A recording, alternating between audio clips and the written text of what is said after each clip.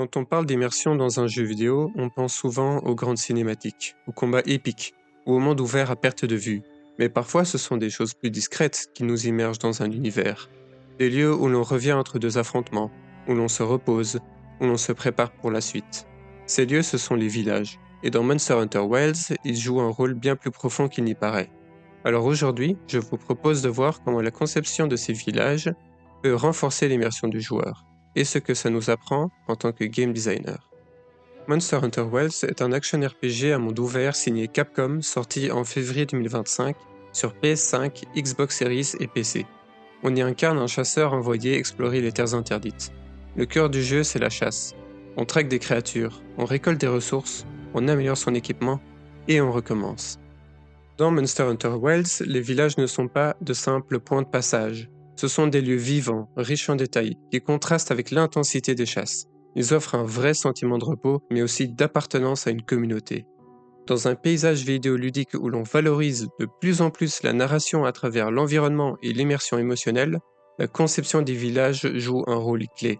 Elle nous montre qu'un lieu peut raconter sans parler et toucher sans s'imposer. Avant d'entrer dans l'analyse des villages, il est essentiel de poser un cadre clair autour du concept de l'immersion. Selon l'ESMA, l'École supérieure des métiers artistiques, l'immersion désigne la capacité à se plonger dans un univers, une ambiance ou un monde. Dans les jeux vidéo, c'est ce moment où le joueur oublie le réel pour entrer pleinement dans l'histoire et dans les images qu'il voit. De son côté, Gordon Calleja, chercheur et concepteur de jeux maltais, élargit cette définition. Pour lui, l'immersion peut en fait désigner des choses très différentes. L'engagement général, la sensation de réalisme, la suspension d'incrédulité, l'addiction ou encore l'identification au personnage. Le terme immersion peut donc vite devenir assez flou. Alors pour structurer notre analyse, on va s'appuyer sur l'une des deux formes d'immersion définies par Hermi et Mayara, deux chercheurs finlandais spécialisés en Game Studies. La première, c'est l'immersion sensorielle, liée au visuel, au son et à l'ambiance du lieu. En deuxième, nous avons l'immersion imaginative, qui repose sur le récit, l'univers et l'identification au personnage.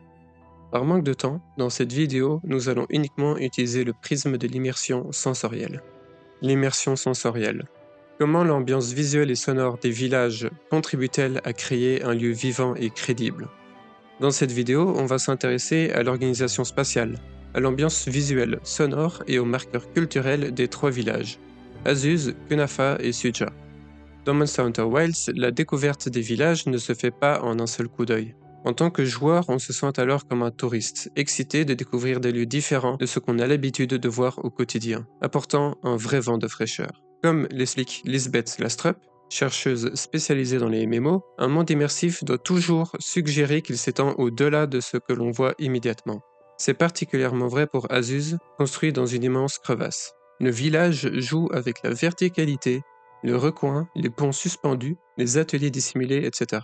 Il donne l'impression qu'on pourrait s'y perdre, même si, au final, sa structure reste simple. Selon Espen Arset, chercheur en Game Studies, ce faux labyrinthe permet au designer de guider le joueur sans qu'il en ait conscience, tout en donnant l'illusion d'un lieu vaste et vivant. Kunafa, lui, est plus horizontal, mais gagne en complexité grâce à des regroupements de maisons qui bloquent la vue, obligeant le joueur à se repérer mentalement. Suja, niché en altitude, utilise le relief montagneux et la végétation pour enrichir sa structure.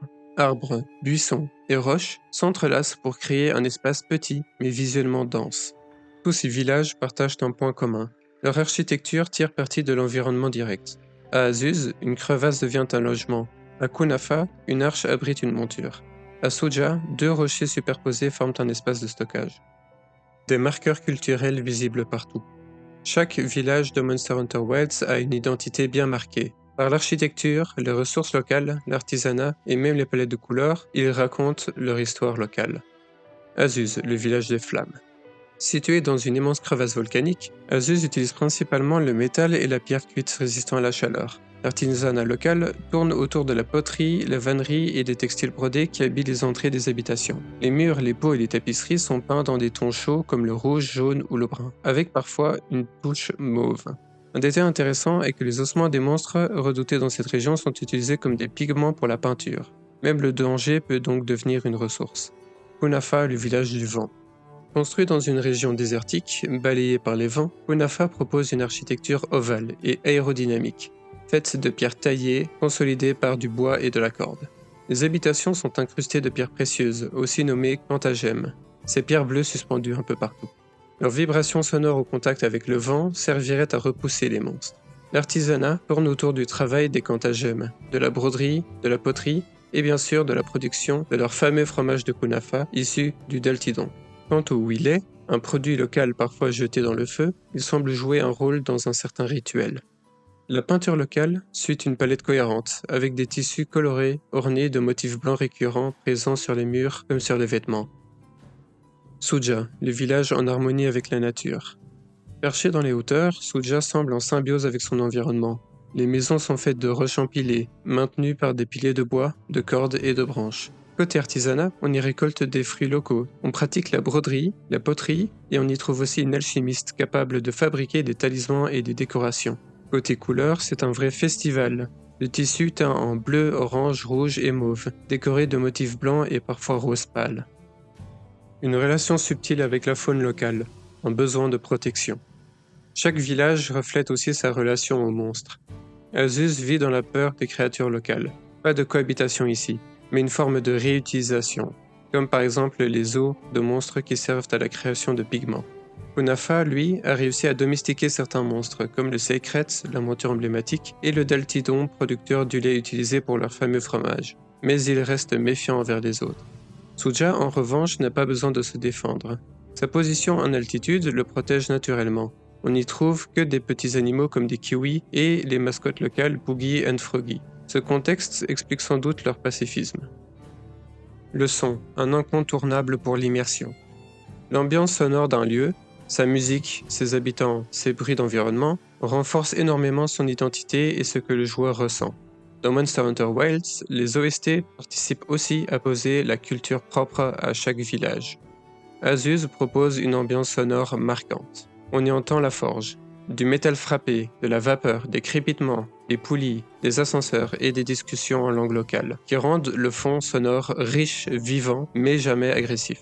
Musicalement, la base repose sur des percussions sèches, provenant de djembé ou de tambours métalliques, épaulées par des cordes graves, telles des violons, de la contrebasse, et peut-être aussi une guitare baryton, qui apporte ses touches western. Quelques bois plus aigus, comme des flûtes, viennent alléger l'ensemble.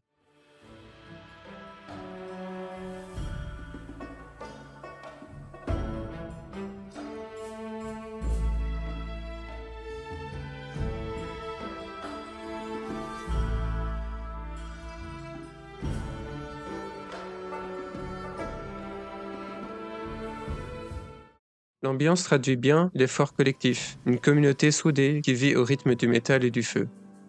Dès l'arrivée au village du vent, ce sont les cantagèmes qui captent l'attention. Leur son cristallin et magique hypnotise et installe une ambiance unique. Le jour, le village s'anime. On entend les voix en langue locale, des cris de Seikret, des bêlements de Daltidon. Et la nuit, le vent souffle en rafale. Le thème musical s'intègre parfaitement à cette vie quotidienne.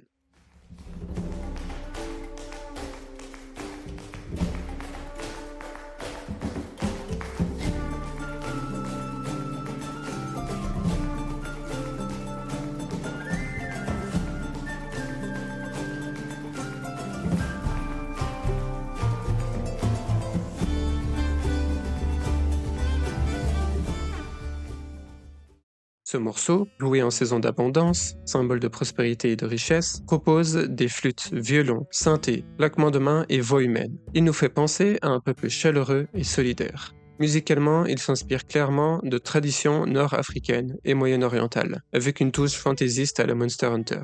Davy Vasque explique dans ses vidéos que le morceau oscille entre des accords heureux et malheureux, créant une mélancolie rythmée qui reflèterait la résilience des habitants face à la nature.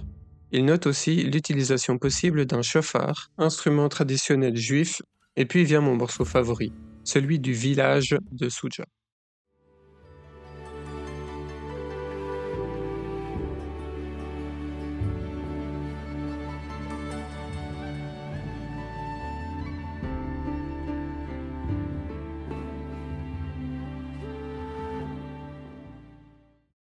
Dès les premières notes, on se sent accueilli. Une flûte traversière joue une mélodie délicate, portée par des violons et des percussions discrètes. Des petits tambours, clochettes en bois et cristallines, viennent accompagner le tout. L'OST est complété par le chant des kiwis, le vent dans les arbres et les conversations des villageois. Cette ambiance respire la paix et l'harmonie. Le morceau s'inspire probablement de sonorités himalayennes ou tibétaines, voire mongoles ou shinto-japonaises.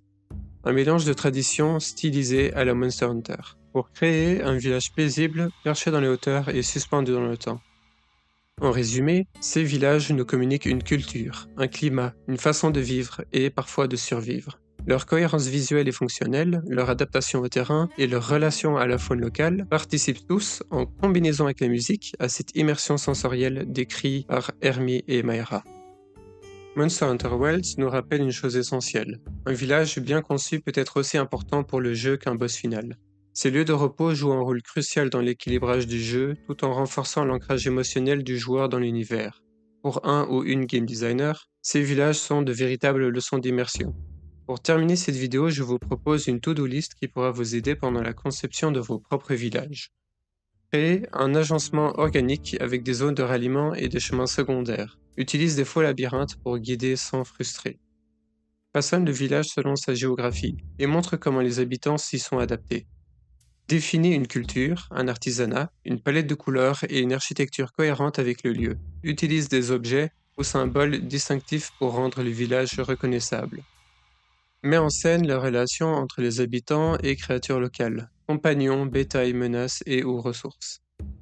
Crée une musique et ajoute des sons de vie, discussions, bruits d'outils, animaux, nature, etc. Et enfin, donne des routines aux PNJ. Fais varier l'ambiance selon l'heure ou la saison, et intègre des événements liés à la vie locale. Merci de m'avoir écouté, j'espère que vous avez appris quelque chose et je vous dis à la prochaine pour une autre vidéo.